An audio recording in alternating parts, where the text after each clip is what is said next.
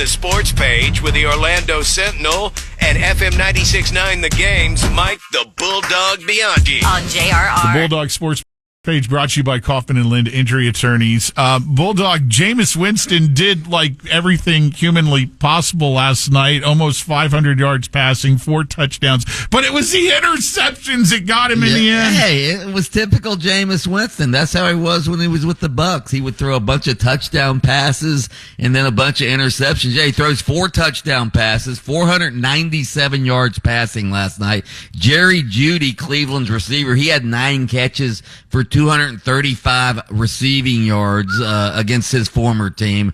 But yes, Cleveland still lost the game last night, 41-32. 4 touchdown passes for Jameis Winston, but also 3 interceptions, including 2 pick sixes. You know his picture. You know how all the NFL players have their big picture where it's their mug shot almost of, hey, Mr. Football. Your football photo. Have you noticed that he just looks like, I didn't do it. Like the crab legs or something. Next time they show a post of him, hey, upcoming quarterback, Jameis Winston, look at his photo. Maybe it is actually his Leon County mugshot. It might be no, it wouldn't have been because he never got arrested in Leon County. Oh, that's right. The Tallahassee Police Department buried it. Yeah, so, Pat, he looks like this. Every time I see it, I giggle. By the way, Jameis Winston might be the greatest fantasy quarterback he's a great fantasy quarterback, but a terrible real quarterback. So, yeah. Other NFL news, Christian McCaffrey out for the season for the 49ers. It looks like their season's done. They're just so banged up. They're not going to be able to recover from that. College football. Well, hold on. Let's back it up a little bit. What about the apology yesterday, Bulldog? Oh, yeah. The apology from the linebacker who absolutely annihilated Trevor Lawrence. Houston's Azeez Al-Shaair apologized yesterday for that dirty shot on Trevor Lawrence that knocked Trevor Lawrence out of the game with a concussion. He did apologize yesterday, but what did you think of the apology?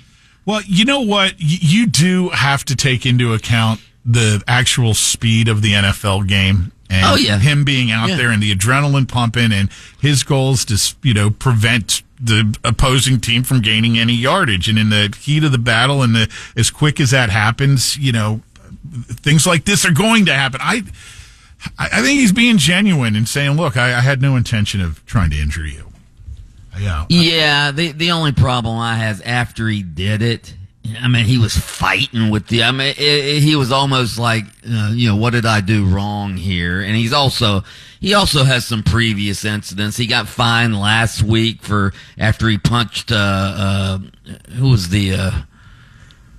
Tony Pollard. He knocked Tony Pollard late out of bounds last week. He got fined for that. Then earlier in the season, he got fined for punching Bears running back Rashawn Johnson. So the guy has a bit of a history. I think he's going to probably be suspended for a game or two. I think it'll be several games and well-deserved.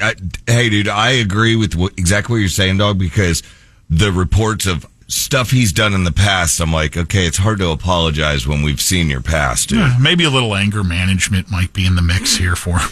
Plus, if you're the Jaguars, though, it's time to just shut down Trevor Lawrence for the year. He already had the bum shoulder, his left shoulder.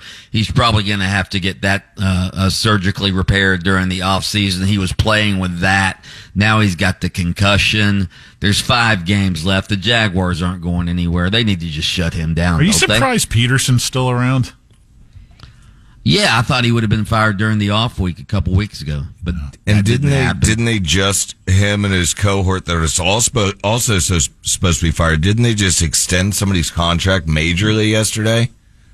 Bits and pieces, Bob. Here, I heard something about it. Yeah, but they didn't extend Doug Peterson or Trent Ball. No. GM. The Ted dude extended a players thing, and everybody was questioning it. I was watching Pat McAfee, my new boyfriend, yesterday, and they were talking about it. They're like, yeah, it's just business as usual for those dudes.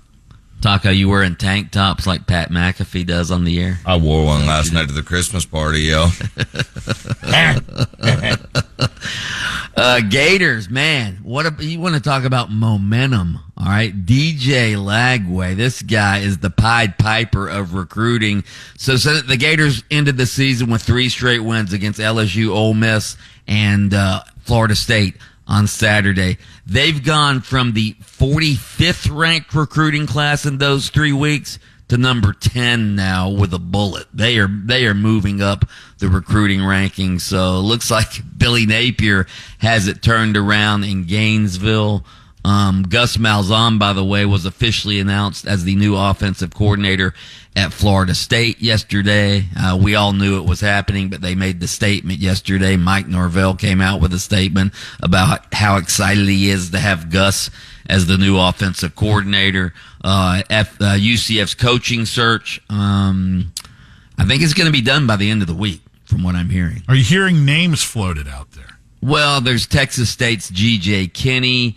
He's one of the Jamie Chadwell of Liberty is another name. I don't think Scott Frost is going to even get an interview for this job, quite frankly. That ship has sailed, I guess. Yeah, I think that ship has sailed. Coach Huff at Marshall is another candidate. Mainly up-and-coming head coaches. Could we get Coach candidates. Mark Daniels out there? He could be the coach and announcing on the sideline. Come on, we wear a lot of hats in business now. There was one other guy. Some people are mentioning, Tulane's John Summerall's the other up-and-coming head coach. What do you guys think about Dan Mullen? I heard that name floated out there, too. Yeah. To me, you're walking down Gus Malzahn Avenue again with a Dan Mullen. Or Jimbo Fisher. Same thing. If I were going to go retread, I'd go Jimbo Fisher because Jimbo Fisher's a hell of a recruiter. Dan Mullen left. He got run out of Florida because he didn't want to recruit. Isn't he the guy with the shark? No, that was Jim McElwain. He just retired. Bits and pieces, Bob. Magic looked to make it 7 in a row tonight, dog. That's right. Man. You look at what the Magic are doing. Plus, I was reading a story in the Sentinel. Paolo Banchero, not going to be back in the next week or so, but he's making a lot of progress. He's going to be back probably. I'm not going to say by Christmas, but could be close. He could be back by Christmas. They've already won 6 in a row. They're already 3rd in the East without Paolo. When they get him back, man, this is a contending team right here. And they all should be commended for stepping up and filling the void while the marquee players, dealing with the rehab in there. So it's awesome. Finally, Contavious Caldwell-Pope, their key acquisition during the offseason, he's starting to hit his threes now. He's already a great defensive player. He's starting to hit his threes now. If he starts hitting threes at the 40% rate he was hitting them for the last 3 or 4 years, the Magic are going to be tough, man, because their defense every single night arrives. I think they're the 2nd ranked, or maybe the 1st ranked defense in the league right now. So, all right, tip off at 7:30 tonight in the world's most famous arena, Madison Square Garden against the Knicks. That's right, and it's an NBA Cup game as well. Oh, yeah. I know you're excited about that. Mike the Bulldog Bianchi, host of Open Mic on AM 740 and FM 96.9 The Game. He takes time out of his show each weekday morning to join us here on JRR for the Sports Page, brought to you by Kaufman and Lind. Listen to Under Oath with attorney Jeff Kaufman every Saturday morning, 7:30 on FM 96.9 The Game. You can catch extended versions on your favorite streaming platform. Linton Taco.